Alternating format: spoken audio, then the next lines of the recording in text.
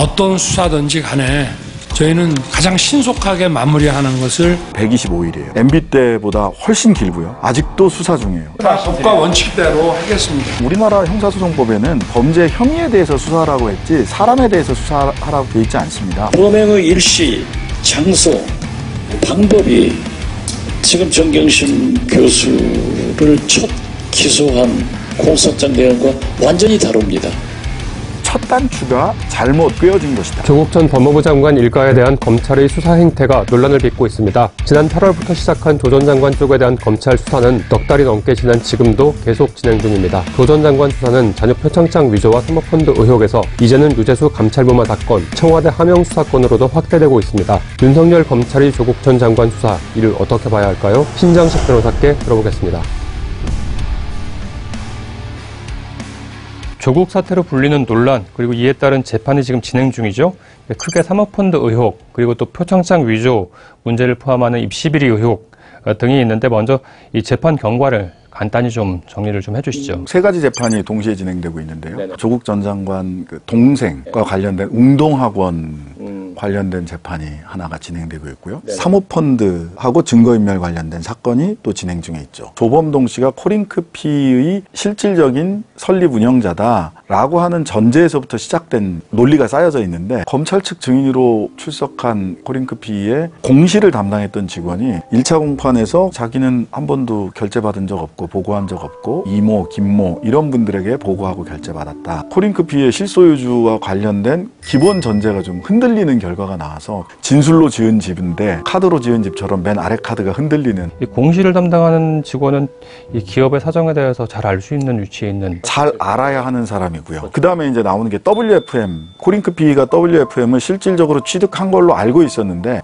실질 취득자가 아니라는 사실을 검찰에서 조사받다 알게 됐다. 또 이렇게 진술을 해요. 그 재판의 결과가 정경심 사모펀드 재판에도 영향을 끼칠 수밖에 없거든요. 정경심 재판 같은 경우는 입시, 동양대 표창장, 사모펀드가 하나, 증거인멸, 위조 등 증거 관련된 이렇게 크게 세 덩어리인데요. 많은 시청자분들은 답답해 하실 것 같은데, 네. 도대체 사건 처음에 불거진 게 언젠데 아직 그렇죠. 본 재판에 들어가지도 않았냐. 공판 준비기일에서도 재판장님이 공소장 변경 신청을 왜 안 하냐. 9월 6일자 공소장에 보면 성명불상의 자와 공모하여 2012년 9월 7일 날 아날로그 방식으로 표창장을 위조했다고 했는데 11월 11일자 2차 공소장에 보면 혼자서 디지털 방식으로 2013년 6월 달로 바뀌어 있단 말이죠. 지금도 구두로도 말로도 할 수 있는데 왜 안 하냐. 최근을 해서 공소장 변경 허가 신청을 하게 됐어요. 그러고 나서 공소장 변경 신청이 또 불허가 됐죠. 그 다음에 또 하나는 증거를 안 보여줬어요. 공소가 제기되면 검찰과 피고인은 당사자 대등주의라고 해서 링 위에서는 대등한 선수예요. 검찰이 가진 증거를 피고인도 다 봐야 내가 어떻게 방어를 할 건가 작전을 세울 수 있기 때문에. 근데 그걸 안 보여줘요. 사모펀드 1차 공판 준비기일 때 하루 전날 증거 목록을 제출을 했어요, 검찰이. 이 증거가 어떤 내용인지 검토할 시간이 변호인들이 없는 거예요. 검토할 시간을 주세요는 변호인이 얘기했지만 실제로는 재판 기일을 또 끈 거는 검찰입니다. 네. 왜 검찰은 기일을 늦췄는가? 공소장 변경 신청이 불허될 것을 검찰도 예상했을 수 있다라고 생각을 해요. 일시, 장소, 목적, 방법, 행위자, 동일성이 5가지가 하나도 없어요. 불허가 될 수도 있겠다라고 예상을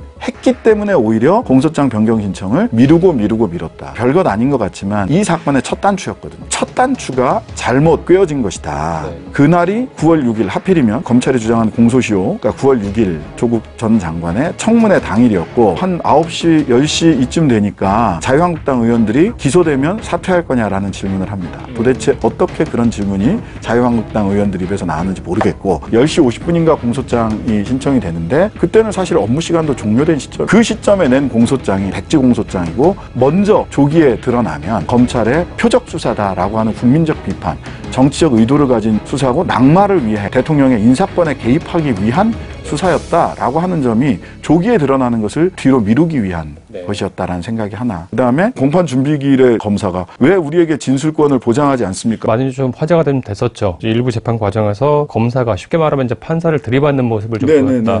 그런 모습이 좀 일반적입니까? 전혀 일반적이지 않습니다. 부장검사부터 시작해서 9명 한 부의 검사가 다 나왔던 것 자체가 이례적이에요. 검사석에 그렇게 9명의 검사가 앉을 자리가 있습니까? 없죠. 보조의자를 앉았을 겁니다. 분명히. 한 번에 다 앉을 자리도 없었을 거예요. 진술권을 보장하지 않느냐라는 얘기는 정말 좀 뜬금없었어요. 공판 준비기일은 재판 재판장의 시간이에요. 변호사와 검찰에게는 협력 의무밖에 없어요. 양쪽에서 야 증인 몇 명 신청할 거야. 몇 명이네. 공판 일정을 이렇게 가져갔습니다. 하는 걸 하는 얘기예요. 진술권 같은 거는 공판 준비 기일에는 없어요. 본재판에서 하는 일이에요. 근데 9명이 나와서 진술권 얘기를 하고 또 객석을 향해서 기자를 향해서 방청석에 있는 기자를 향해서 재판장이랑 대화하는 시간인데 재판장님이랑은 대화를 안 하고 방청석에 있는 기자를 향해서 왜 진술권을 보장하지 않습니까? 쇼잉을 한 거죠. 제가 보기엔 쇼타임이었어요. 왜 공판 준비 기일에 검찰은 쇼타임을 가졌나? 비슷한 시기에 대통령을 향한 충심에는 변함이 없다. 뭐 이런 발언들도 막 언론을 통해서 흘러나오는 걸 보면은 검찰이라고 하는 조직의 정무적 판단, 정무적 감각이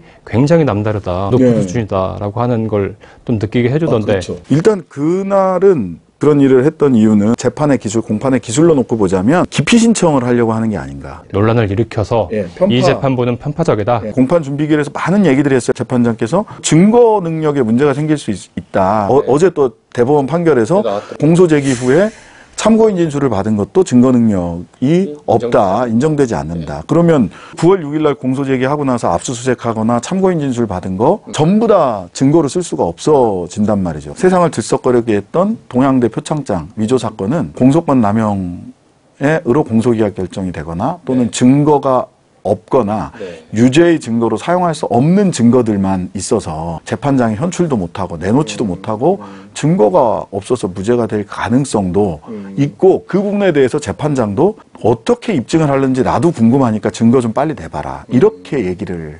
하셨어요. 검찰을 상대로 이런 표현을 쓰는 게 조금 조심스럽긴 합니다만 이른바 도둑이 제발저려서 재판부를 상대로 괜히 시비를 걸고 있다. 우물에 독을 푸른 거다라고 생각이 돼요. 우물에 독 풀기. 아무도 못 먹어. 재판이라고 하는 우물에서 사실의 맑은 물을 길어 올려야 되는데 독을 확 풀었다라고 저는 생각이 돼요. 여기에 또 하나가 있죠.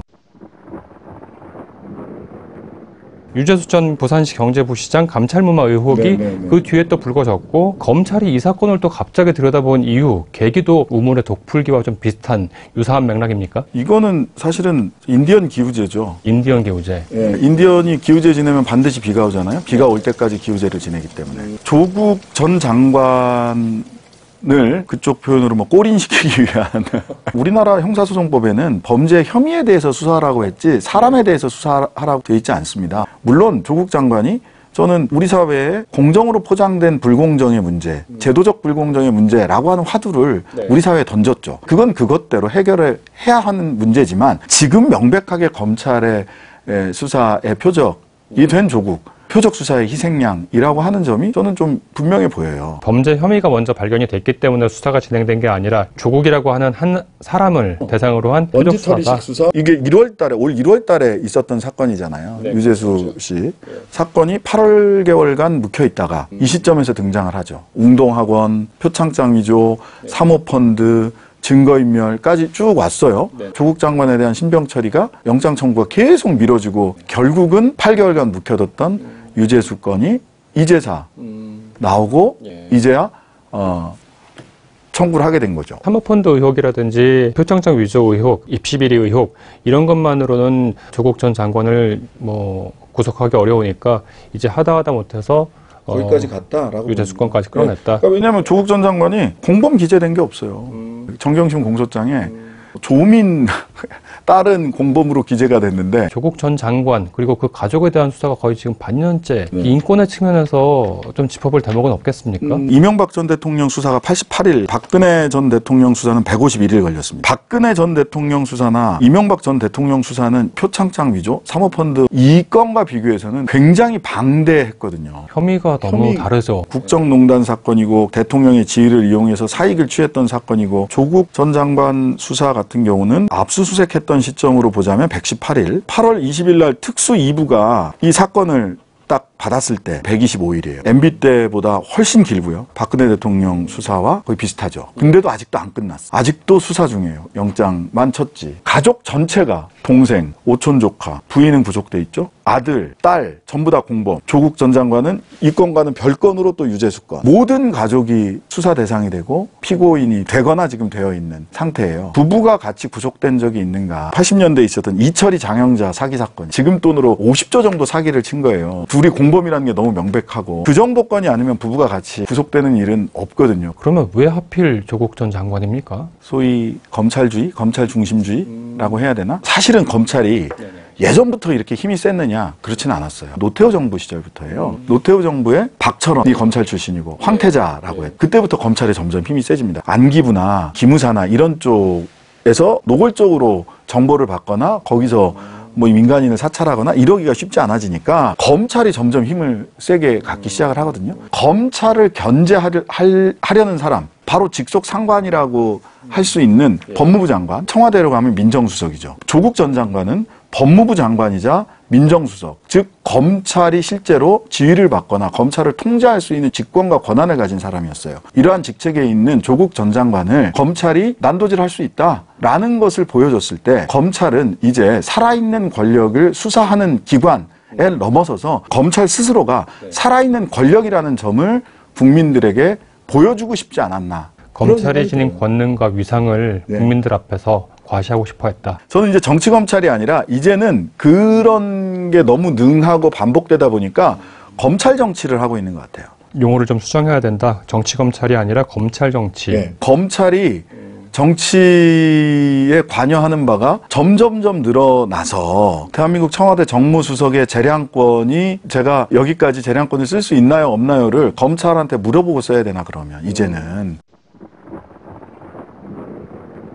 4+1 협의체가 23일 공수처 설치법에 합의를 했습니다. 국회를 최종적으로 통과를 하면은 현재 검찰의 태도도 좀 달라질 가능성이 있습니까? 공수처법에 대해서는 검찰이 좋다. 이 정도는 익스큐즈. 이 정도는 용인. 오히려 지금 검찰은 소위 검경수사권 조정 형사소송법 개정안이고 검찰청법 개정안 패키지로 올라와 있는 게 이제 두 개가 있습니다. 최종적으로는 형사법 개정안, 검찰청법 개정안 이 두 개의 패키지 법안 처리가 어떻게 되는지 그것까지 지켜봐야 될 겁니다. 지금 수사는 정치적 고려, 정무적 고려에 따라서 늦춘다거나 하거나 그렇게 갈 것 같지 않아요. 왜냐하면 저쪽도 너무 많은 것을 걸었어요. 검찰 스스로 어떠한 계기가 변수가 있다고 할지라도 스스로 멈추기에는 너무 멀리 와 있다. 가속도가 너무 많이 붙어 있어요. 결과적으로는 재판까지 가게 될, 재판까지 쭉 계속 갈 것 같아요. 이 트랙에. 사건이 조국 전 장관 사건만 있는 것도 아니고 사실 굉장히 많은 사건들이 있는데 패스트트랙 사건, 나경원 전 원내대표라든지 황교안 대표 관련된 사건도 지금 검찰에 넘어가 있는 게 있는데 안 하고 있죠. 패스트트랙 수사가 1000편의 영화다 이렇게 얘기를 하더라고요. 그러니까 워낙 양이 많다는 거예요. 그래서 1000편의 영화를 몇 사람이 보고 있다. 이명, 손발이 마비 수사를 열심히 해서 그렇게 되고 있다고 하더라고요. 그래 1000편의 영화 좋다. 그럴 수 있다. 근데 너무나도 명백한 사건이 있지 않냐. 최이배 의원 특수감금 사건. 그거는 요즘 말로 빼박입니다. 사람들이 막 밀고 땡기고 수백 명 이런 것도 아니에요. 민경욱 의원, 여상규 의원, 이은재 의원 등에서 몇 사람이 정확하게 특정이 되고 정확하게 하는 일이, 했던 일이 다 나와요. 특수감금이 너무 명백해요. 그건 왜 안 하냐. 패스트트랙과 연관된 사건이기 때문에 전체적으로 처리를 해야 된다라는 생각이지 않을까. 이른바 조국 사태. 검찰 사태라고 해야 될 수도 있고. 그렇죠. 언제쯤 이 국민들이 기억 속에서 좀 멀어질 수 있을까요? 정말 국민들이 너무 피곤하거든요. 대한민국이 진도를 좀 나갔으면 좋겠다 싶은 생각이 있으실 거예요. 근데 또 하나는 지금 언론에서 조범동 재판에서 무슨 일이 있었는지 잘 모르거든요. 보도 거의 안 되죠. 근데 굉장히 중요한 증언들이 나오고 있는데 이미 관심이 또 멀어져 가고 있는 거예요. 물론 재판 과정에서 조국 전 장관이나 관련자들의 잘못이 더 분명하게 드러날 수도 있죠. 그건 그것대로 봐야 되지만 또 한편으로 보면 검찰이 굉장히 무리한 표적 수사를 했다라고 하는 점이 드러나기도 하고 그것을 검찰발 단독 기사를 남발하면서 우리 언론이 과장하고 키웠다라는 점이 드러날 가능성도 높아 보여요. 지금 첫 정경심 공판 준비 기일이나 조범동 첫 공판 기일에서 나왔던 것들을 보면 근데 누군가는 이것을 주목하고 기록하고 잊지 않아야 된다. 최근 추미애 법무부 장관 후보자가 지명이 됐고 이제 곧 인사청문회가 열리는데요. 이 추미애 후보자가 윤석열 총장 체제에 대한 적절한 견제가 가능하지 않을까 하는 기대도 하고 있는 것 같은데 윤석열 vs 추미애 뭐 이런 식의 언론 보도는 저는 맞지 않다라고 생각을 해요. 법무부 장관은 인사권을 포함하여 법무 행정을 하는 사람이잖아요. 검찰은 법무부 외청으로서 기소하고 수사 과정에서 벌어질 수 있는 인권 침해 이런 부분들을 감시해서 보호하고 제한된 범위 안에서 직접 수사하는 이 역할을 하면 돼요. 법대로 하면 된다. 법무부 장관은 직무 권한 안에서 인사권 행사하는 걸 가지고 뭐라고 하면 안 돼요. 둘 간의 관계는 공개적인 방식으로 공문서 통해서 다 하라고 하는 법이 정한 절차와 방법에 따라서 관계를 맺어가면 된다. 수사팀을 뭐 설령 교체를 한다고 할지라도 그거는 법무부 장관한테 부여가 돼 있는 합법적 권한, 즉 그렇죠. 인사권을 행사하는 것은 법무부 장관의 판단에 맡겨야 되는 것이지 그 행위 자체에 대해서 또 막 지나치게 정치적 해석을 할 필요는 없다. 어느 시점에서는 그렇게 단절하고 그렇게 가야 향후에도 검찰과 법무부의 관계가 제대로 정립이 될 거고, 검찰은 독립해야 되나 수사하는 데 있어서 외압으로부터 독립해야 되는 것이지 국민으로부터, 민주주의로부터 독립할 수는 없습니다. 합법적 통제 장치는 존중을 해야죠. 검찰도. 민주적 통제가 부족한 게 문제지. 그 신장식 변호사님 모시고 이 윤석열 총장 체제에서 이 조국 전 장관 사건 수사를 하고 있는 검찰에 대한 문제를 함께 좀 짚어봤습니다. 오늘 말씀 감사히 잘 들었습니다. 네, 감사합니다.